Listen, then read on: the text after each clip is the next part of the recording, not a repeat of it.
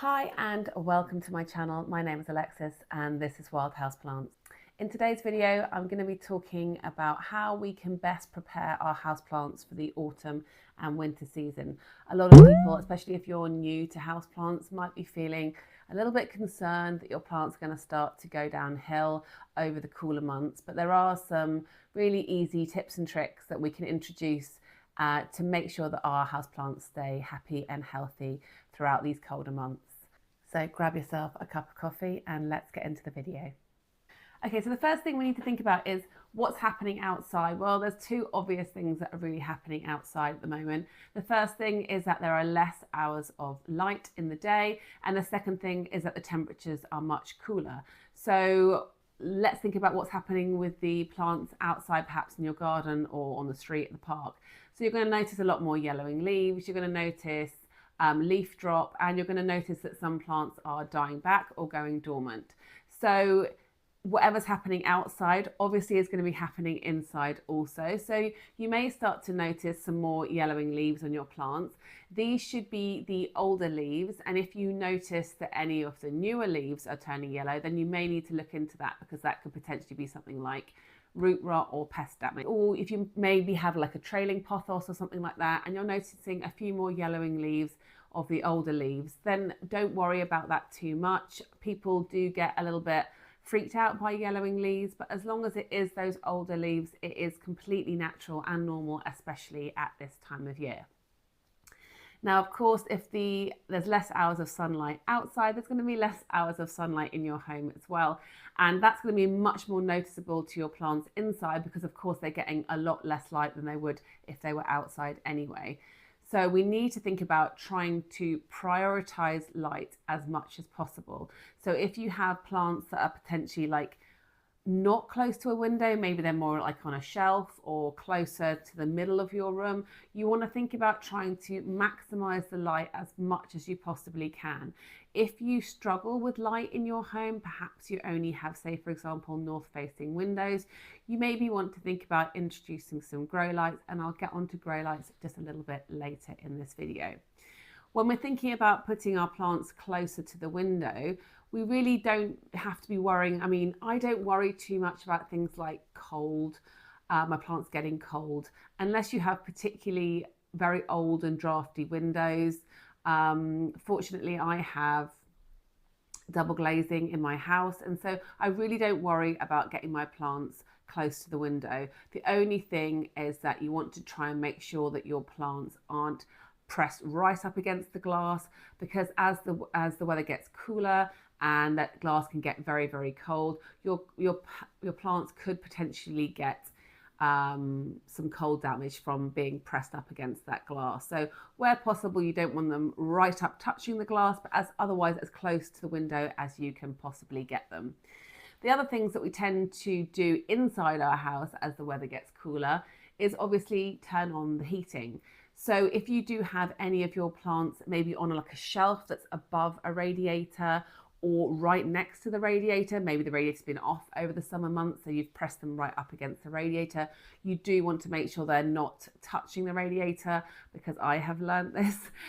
They do burn, and they burn quite quickly. So I have a few Monstera leaves that have got some burn marks on them. I didn't move away from the radiator before I put the heating on just over the last couple of weeks. So yeah, do make sure that the plant leaves are not actually touching, because obviously once they burn, they're not going to go back and you are going to be left with a burn mark on your leaves.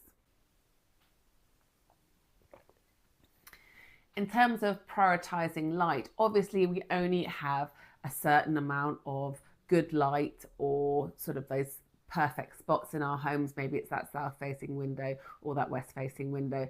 Personally, I only have south facing or north facing. So I'm sort of like, I've got great light on one side and not so great light on the other. So I just have to bear in mind what plants I place in different places in my house. And I have to prioritize one, high light loving plants. So there are some plants that definitely require higher levels of light. And the other thing is also I'm prioritizing my favorite plants, because at the end of the day, if I was to lose some plants over the winter months, which hopefully that won't happen, I don't want it to be some of my favorite plants. So I will be prioritizing either better levels of light, as in natural light, or putting some of my favorite plants or my higher light plants under grow lights, because let's face it, you know, you don't want to lose your favorite plants over this autumn winter months. So what's going to happen if we don't prioritize light, or we keep our plants exactly where they are? Well, potentially nothing. Potentially it might be absolutely fine, but you are probably going to notice some classic things would be slower growth, no growth at all, or the growth that you do get will be smaller. So all those things are not the end of the world. Sometimes plants go dormant over the colder months, and that's okay. They will tend to pop back again in spring. Some plants that do this, for example, are alocasia. Personally, I have quite a lot of alocasia in my collection, and I always prioritize the light for them because they're some of my favorite plants, and my plants don't tend to go dormant. They may slow down a bit, for sure. They may give me leaves that are slightly smaller, but they will continue to grow and put out growth all throughout the autumn winter months. And they definitely I don't really experience that much in the way of leaf drop. And I definitely don't get to the point where they're just down to their corm. So yeah, for me, like, they are one of the genus that I want to make sure that I'm prioritizing light for, and that means that they're getting those best spots in my house, or I have them under grow lights. Okay, so let's talk about grow lights. I definitely was quite anxious about grow lights when I first sort of started getting into my plants a bit more seriously. I was a bit worried that I didn't really understand how they would work. How long do I have them on for? You know, what's the deal? How close do they need to be to my plants? All that sort of thing. So first of all, grow lights have come an awful long way, just even in the last couple of years. My favorite brand is a brand called Growgang, and I have 2 of their Pianta grow lights. They just fit into a normal lamp, and I have one in an IKEA lamp, and then I have another one in an actual lamp stand that comes from Growgang as well. So I'll put in some pictures of both of those. But I have 2 of their lights in my living room, and they're amazing, fantastic grow lights, and my plants react so well. So I have one that goes over my Monstera deliciosa, and ever since it's been under that grow light, the growth has been amazing. I'm getting huge, beautiful leaves with lovely fenestrations, and it's just stunning.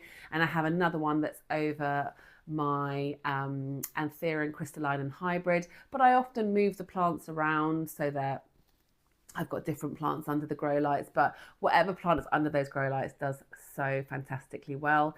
And as I say, they fit into any light fitting, so you can have them even in like a ceiling light if you wanted to. But you want to make sure that your plants are sort of 1 to 2 feet away from the grow light. You don't want them super close, because obviously your plants can burn if they are touching the grow lights or they're very, very close, especially if a plant is a bit more sensitive. But also, if you're having them too far away, then that light is really getting quite dispersed, and by the time it reaches your plant, it may be giving them a little bit extra, but you want to make sure that you're maximizing out the potential of those grow lights, right? So 1 to 2 feet away is perfect for your plants. So what are some other things that we need to think about as we head into the autumn winter months? So yeah, we talked about prioritizing light. The next thing to think about is obviously reducing your watering. Now, it's not an exact science, and it totally depends on your home. So I always like to tell people about the conditions in my house and how I change my watering requirements. So I live in North London. Currently at the moment, we're in a very, very wet start to our autumn season. We have had a lot of rain, and that means that the humidity levels in my house are super high at the moment. And I don't provide any extra humidity in my house. I don't provide extra humidity, I mean, in way of like humidifiers or anything like that. I've always just found that my plants do okay. And if there are any particular plants that really require extra levels of humidity, then I might put them in like a small greenhouse cabinet, or put them in like a little cloche or something like that. But my bigger plants, they just have to get on with it. And if they really start to show me signs of like lots of crispy leaves and stuff like that, I either cut off the crispy edges, or I decide that that plant really isn't for me. I just feel like I'm not someone who wants to be thinking about humidifiers in my home. I've got lots of things for my plant, but that's one thing I'm not really looking to do at this moment in time. So yeah, as we turn our heating on, the air could potentially be getting drier, especially if the weather is not so wet. But right now, the weather is so wet that I have very high levels of humidity. Even with the heating on, I'm still like in the 60s and 70s at the moment. So I'm not too worried about the house getting very dry. But if you do have dry air where you are, or putting your heating on means that your humidity levels are dipping much further down, then you may want to consider thinking about how you can potentially add some humidity back into your home by way of things like humidifiers. With that dry air coming from having our heating turned on, another thing to think about is pests, in particular spider mites. Now, I've talked about this before. Again, I don't tend to struggle with spider mites in my collection. I don't know why, but thrips are my bane. But if you do struggle with spider mites, when the heating comes on, they love that dry air. They don't like anything damp or high humidity. So as you're turning the heating on, just make sure you're still continuing to check your plants for pests. Obviously, in the summer months, we have our windows open. They all come in, they're having a field day. But just because we've now got our windows closed, and it doesn't mean that they're not already in our collection, or they can't still sort of come out of maybe dormancy a little bit and start running riot all over your collection. So you do need to make sure that you are still pest checking. And I do personally regularly shower my plants. I try to go like room by room and shower, make sure that everyone gets a shower at least about once a month. Ideally, it would be more frequently than that. And I always say try to shower your plants as and when they need a water. So if the soil gets saturated, they're not becoming overly overwatered. So wait until your plants need to be watered to do it. Otherwise, you can just wrap your nursery pot inside a plastic bag and seal that, like tie that tightly around the stem of the plant, and then just give the leaves a really good rinse. Now, obviously, with cooler temperatures and less hours of sunlight, we are looking at probably watering our plants less. But like I say, it really depends on the conditions in your home, where you live in the world, what the weather's like, etc., etc. But yeah, I've already cut down on my watering massively, and even my thirstiest plants like my Oxalis triangularis, for example, that in the summer I felt like I was watering it every 3 days. I'm now watering that one closest to every 6 or 7 days. So definitely my plants are not using up the water in their soil as quickly as they were before. Also, my plants that are in semi-hydro are not drying out so quickly either, so I'm not having to replace the reservoir as frequently. So I always just make sure that you're watering your plants based on the moisture level in the soil or the semi-hydro, not on any kind of schedule and not any kind of routine. So if you were watering your plant, say for example, once a week in the summer, that plant could probably well go 10 to 14 days now between waterings, because it's going to be taking that much longer to use up the soil, to use up the water in the soil. And one of the biggest killers of our houseplants over these cooler months is overwatering, because they just are not using up that water as quickly, and they're not growing as quickly, so they're just not needing to use up that water as quickly as they were. I always like to take one of these wooden skewers to test the moisture level in my soil. I don't find moisture meters particularly useful, so I would probably say don't use those, because I think that they're not consistent, and some types of soil, like I personally use quite a chunky soil mix, and they'll hit an air pocket and they will say that the soil is dry, when I can literally stick my finger in the soil or stick this in it and it will come out with wet soil on it. So I know that's not the case. So yeah, for me, moisture meters are a but just a simple wooden kebab skewer. These cost absolutely no money at all, like a couple of quid for like a pack of 50 or 100 in the supermarket. And yeah, these are fantastic. Let's just show you how. So I've got my begonia Inca Flame here. I mean, first of all, I've got it in a clear pot, so I can quite easily see the level of moisture in the soil. Like, is there moisture drops clinging to the side of the plastic pot? Does the soil inside look dry, or does it look damp? So that's obviously great if you can have clear pots as well. But if you don't have clear pots, you can get your wooden skewer, stick it down into the soil, move it around a little bit, pull it out. And I don't know if you can see that, but that is quite a dry stick there. And just to be sure, I can also stick it into another section and move it around there, pull it out. And again, there's hardly any soil stuck there. And this makes sense to me because I can see that the plant is starting to feel a little bit droopy. And when I put my hand on it here, it feels soft to the touch. Now, when it is full of water, it would feel really bouncy. It would feel really, sort of the leaves would feel really, really plump. And so I can also see looking here that the soil inside the pot looks quite dry as well. So these are all just little signs that this telling me that this plant is really thirsty. Plants like begonias and peperomia, they have such fine root systems, and these are the plants that tend to go downhill if you're overwatering them in the autumn winter months, because they just cannot cope with sitting in a lot of wet substrate for a prolonged period of time. So these are the more delicate plants that you're likely to lose if you overwater them over these cooler months. Let's talk about fertilizing. So there's always quite a lot of different advice out there about fertilizing your plants, like when you should do it, how often you should do it. And I highly recommend that you do your own research and just see what works for you. And as always, it's a bit of a case of trial and error too. But as a general rule, and I say that most planty people follow this rule, which is that as long as your plant is actively growing, you continue to fertilize.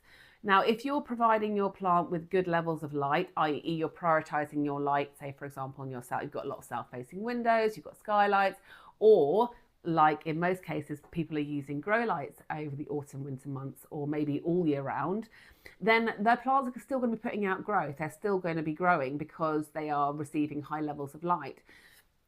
If your plant are experiencing lower levels of light, their growth will slow down. They may slow down altogether, or they may be, just like I said before, the growth is like slower and smaller. So as long as your plant is actively growing, actively putting out new leaves, then I would continue to fertilize. And I personally do continue to fertilize my plants all year round as long as they are actively growing. But if you do cut back on the fertilizing in the autumn winter months, that's also fine as well. It just means that if your plants are growing and they're not getting the nutrients they need, again, your growth might be smaller and your plant may not grow as big and lush as if you were fertilizing it.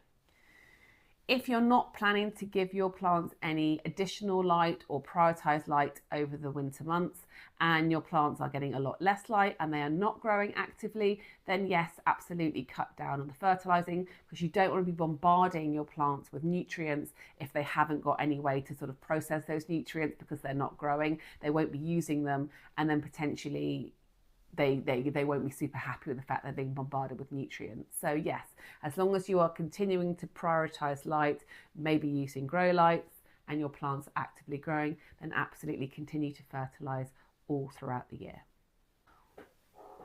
And I would say the main thing is just to keep an eye on your plants, to monitor them. If you notice your plants are going downhill, or you notice that the growth is smaller, or you notice they've slowed down a lot, maybe thinking about how you can prioritize. Like, could you move that plant to a brighter spot? Could you maybe introduce a grow light? I mean, I think some people are anxious about introducing grow lights, and I totally understand that they are an additional cost, and also they have an impact on your energy bills. But most of them are actually quite energy efficient, and they also last a really long time. I have never had to replace any of my grow lights, and my grow lights are on all year round.